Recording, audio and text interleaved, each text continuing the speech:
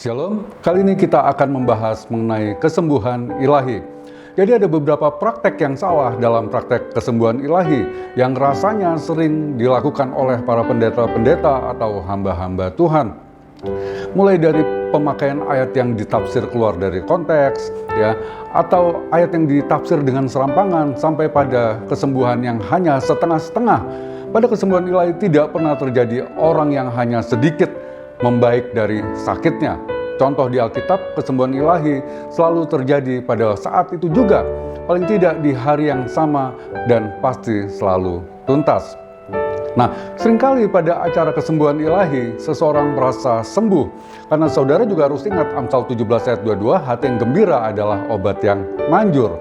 Ya, tapi begitu orang tersebut pulang dari acara kesembuhan ilahi, maka dia akan sakit lagi karena psikisnya sudah tidak terpengaruh oleh suasana euforia acara kesembuhan ilahi tadi, saudara.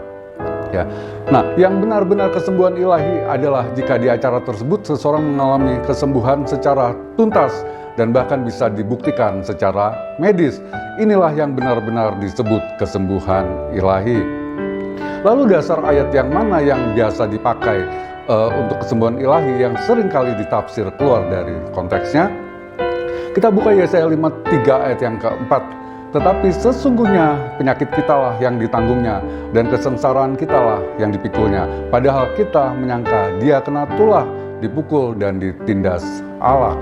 Ayat yang kelima, tetapi dia tertikam oleh karena pemberontakan kita, dia diremukkan oleh karena kejahatan kita, ganjaran yang mendatangkan keselamatan bagi kita ditimbangkan kepadanya, dan oleh bilur-bilurnya kita menjadi sembuh.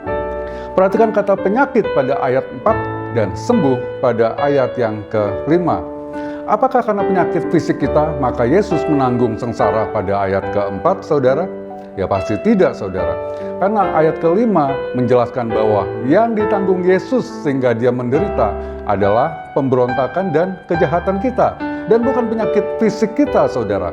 Kata ganjaran yang mendatangkan keselamatan bagi kita ditimpakan kepadanya juga sangat jelas artinya bahwa hukuman yang Yesus tanggung adalah untuk mendatangkan keselamatan hidup kekal kepada kita, saudara. Jadi juga jelas bahwa ayat ini bicara masalah penebusan dosa. Jadi kata penyakit atau sakit pada ayat keempat menjelaskan status orang yang dosanya belum ditebus. Dan kata sembuh pada ayat kelima menjelaskan orang yang statusnya sudah ditebus.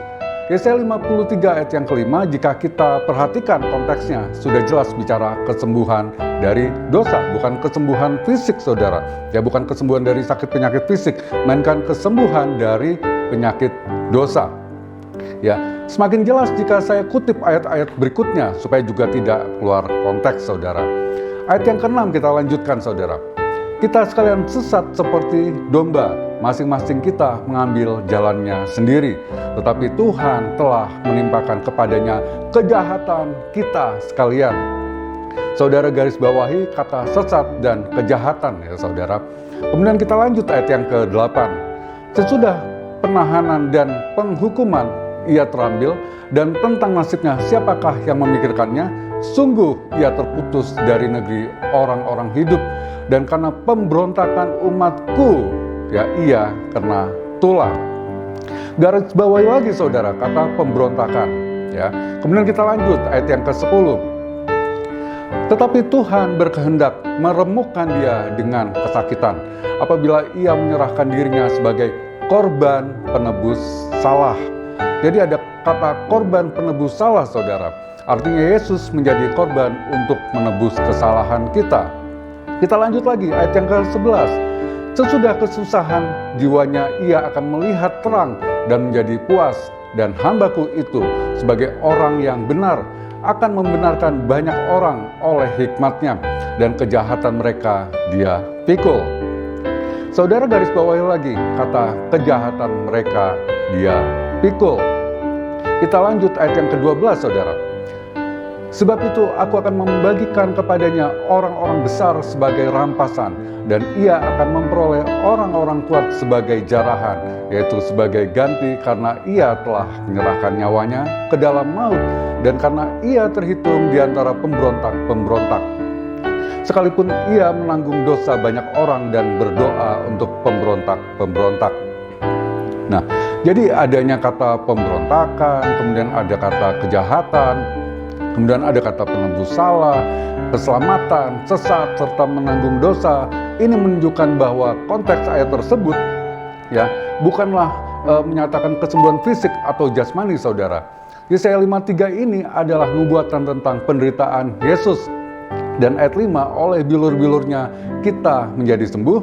Ini adalah kesembuhan dari dosa, kesembuhan dari penyakit dosa, bukan penyakit fisik, bukan penyakit jasmani, saudara. Ya, cocok dengan yang dikatakan Petrus, itu ada di 1 Petrus 2 ayat yang ke-24. Ia sendiri telah memikul dosa kita di dalam tubuhnya di kayu salib, supaya kita yang telah mati terhadap dosa, hidup untuk kebenaran. Oleh bilur-bilurnya kamu telah sembuh. Ayat ini bicara masalah Yesus memikul dosa kita, saudara. Kita telah mati terhadap dosa dan hidup untuk kebenaran. Maka jika penekanannya pada hal-hal rohani, berarti sembuh yang dimaksud juga adalah sembuh dari dosa dan bukan hal-hal yang bersifat jasmani, saudara. Tetapi juga ada keberatan terhadap tafsir ini, ya, karena ayat Yesaya 53 ini pun dikutip saat Yesus menyembuhkan ibu mertua Petrus. Kita buka Matius 8 ayat yang ke-14. Setibanya di rumah Petrus, Yesus pun melihat ibu mertua Petrus terbaring karena sakit demam. Ayat yang ke-15, maka dipegangnya tangan perempuan itu, lalu lenyaplah demamnya. Ia pun bangunlah dan melayani dia. Ayat yang ke-16, menjelang malam dibawanyalah kepada Yesus banyak orang yang kerasukan setan. Dan dengan sepatah kata, Yesus mengusir roh-roh itu dan menyembuhkan orang-orang yang menderita sakit. Kemudian ayat 17, hal itu terjadi supaya genaplah firman yang disampaikan oleh Nabi Yesaya. Dialah yang memikul kelemahan kita dan menanggung penyakit kita. Nah, jadi bagaimana kita menjelaskan menanggapi hal ini, saudara? Apakah itu berarti Yesaya 53 bicara untuk kesembuhan jasmani? Yang harus kita mengerti adalah Yesus seringkali masuk dalam sesuatu yang bersifat jasmani untuk mengajarkan sesuatu yang bersifat rohani, saudara. Ya, jadi contoh, pada saat Yesus mencelikakan orang buta di Yohanes 9, maka setelah itu Yesus masuk ke dalam satu kebenaran rohani, yaitu menyatakan dirinya sebagai terang dunia. Jadi setelah menyembuhkan orang buta yang hidup dalam keadaan gelap, tidak bisa melihat, maka setelah orang buta itu celik dapat melihat, ya, dan dapat melihat terang, maka Yesus masuk ke dalam kebenaran rohani, yaitu dirinya adalah terang dunia. Atau juga ketika Yesus membangkitkan Lazarus dalam Yohanes 11 ayat yang ke-25 sampai 26. Jadi sesudah Lazarus dibangkitkan, maka Yesus masuk dalam kebenaran rohani, yaitu bahwa Yesus adalah kebangkitan dan hidup.